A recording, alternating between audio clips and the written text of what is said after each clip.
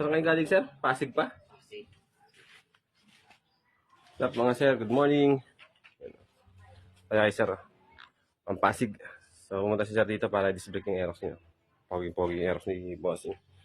So, nakaset na yung harap ng Aerox ni sir. Ito, sir, kamoy. Walking drag na disc. Sa harap. Yan. Tapos ito yung pyesa ni sir sa likod. Disbrake natin. Right. Yun mga sir, start na natin butasan yung stock mugs natin mga sir. So, repaint yung mugs ni sir. Then, syempre, after natin butasan, i-hand-tap natin mga sir para magkaroon ng thread dun sa pinakaloob ng pinutos natin. And then, after that, syempre, yung pinaka-adapter natin, install na rin natin dyan. Then, gagamit tayo ng stainless na bolts para hindi kalawangin din kasi tendency kasi pagka hindi stainless mga sir, pagka maulan, nakalawang. So, para maiwasan yun, so gumagamit tayo ng stainless na bolts dyan. So, make sure na naka-centered yung pinaka-spacer natin dyan. Tapos, gamit tayo ng thread locker mga sir para mas kumapit yung ating bolts na binaon doon mga sir. And syempre, para mas tumibay yung ating conversion, no? Gagamit tayo ng lock nut mga sir dyan sa pinakakabilang side. And then, kukontrahin natin siya para mas kapit na kapit siya at hindi siya gagalaw. And syempre, after nyan, yun, malagyan pa natin ng thread locker ulit para masimento na yan dyan, para wala na siyang galaw-galaw dyan. Then after that, kapit natin yung spacer, linis-linis ng konti mga sir, mekos-mekos ng konti. Then kapitan natin yung ating RCB disc. Yan mga sir, 230mm yan pang front po yan mga lodi, hindi po pang rin ang front ng Aerox ano. After that, kabitan natin yung ating swing arm. So, NMAX dito swing arm mga sir yung ginamit natin dyan. Install na natin yung ating rear caliper. Yan, konting higpit. Higpit lang. Paliputin. After that, install na natin yung ating pinaka-hose. Yan mga sir. So, ganyan lang kasimple yan mga sir. Halos plug and play lang.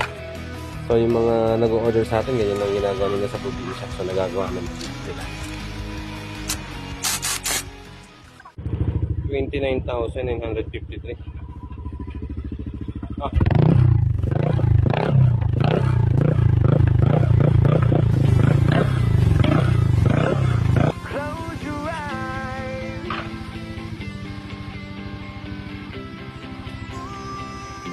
Alright mga sir, so yan mga lodi, testingin muna natin yung display na ginawa na. Mabusin nyo na test yung hapit ng preno.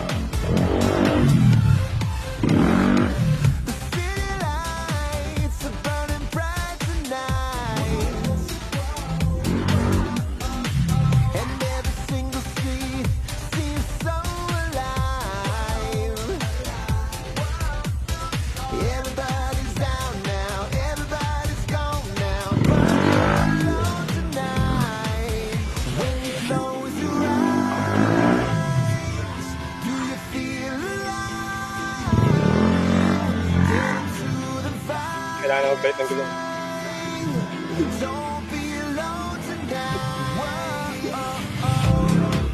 Kasi, pag na. Sarap kayo sila. Pasig. Pasig pa sila siya. Saan naman. Ayun.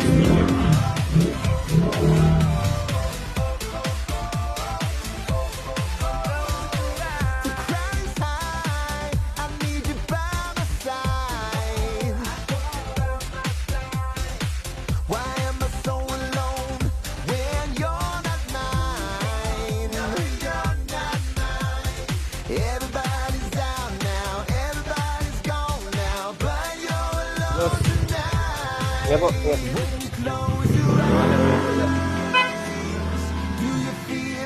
So yung mga lodi, pagkatutuhan sa display kape, mga